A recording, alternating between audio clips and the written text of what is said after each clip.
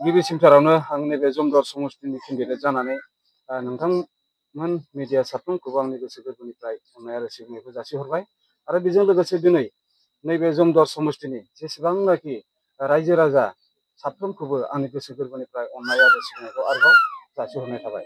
दा आंनि बुंनांगौआ बेनो जे दिनैहाय नैबे जमदुवार समस्तिनि बालागाव गामियावहाय जे गोबांथार मानसिफ्रा टिएमसिआव जयनिं जादों बा आंखौ सापर्ट होनो लोब लोब ओंखारबोदों। बेनि थाखाय आङो रायजो राजा बिथांमोनखौ आंनि गोसो सिंनिफ्राय अननाय आरो सिबिनायखौ जासिहरदों।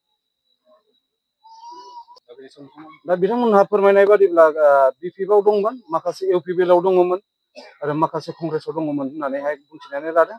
दा बिथांमोनहा गासैबो दोलोखौ नेवसिनानै दिनै टिएमसि दोलोआवहाय जिउयै माहामै टिएमसिखौनो देरहासार खालामगोन होननानै बिथांमोनहा आंनि सिगाङाव फोरमायथिदों। आरो बेबादिनो गोबांथार रायजो राजाफोरनि अनसायनायखौ आङो मोननो हादों।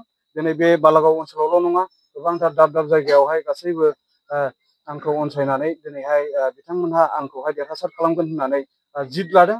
आरो सिं सिं गावसोरनो गोबांथार माने टिएमसि दोलोनि जानानै सिं सिं मावनायखौ आङो नुनो मोनदों।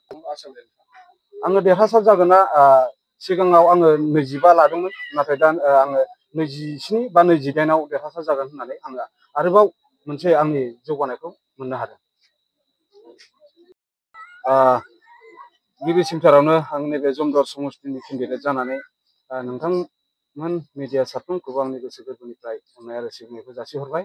आरो बेजों लोगोसे दिनै नैबे जमदुवार समस्तिनि जेसेबांनाखि रायजो राजा साफ्रोमखौबो आंनि गोसो गोरबोनिफ्राय अननाय आरो सिबिनायखौ आरोबाव जासिहरनाय थाबाय।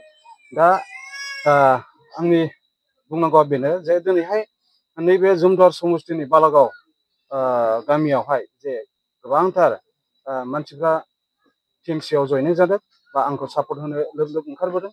बेनि थाखाय आङो रायजो राजा बिथांमोनखौ आंनि गोसो सिंनिफ्राय अननाय आरो सिबिनायखौ जासिहरदों। दा बिथांमोनहा फोरमायनाय बादिब्ला बिपिएफआव दंमोन, माखासे इउपिपिएलआव दङमोन आरो माखासे कंग्रेसआव दङमोन होननानैहाय बुंथिनानै लादों।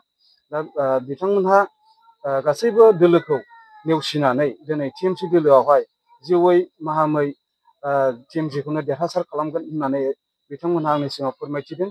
आरो बेबादिनो गोबांथार रायजो राजाफोरनि अनसायनायखौ आङो मोननो हादों।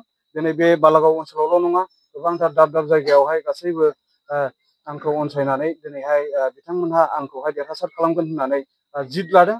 आरो सिं सिं गावसोरनो गोबांथार माने टिएमसि दोलोनि जानानै सिं सिं मावनायखौ आङो नुनो मोनदों।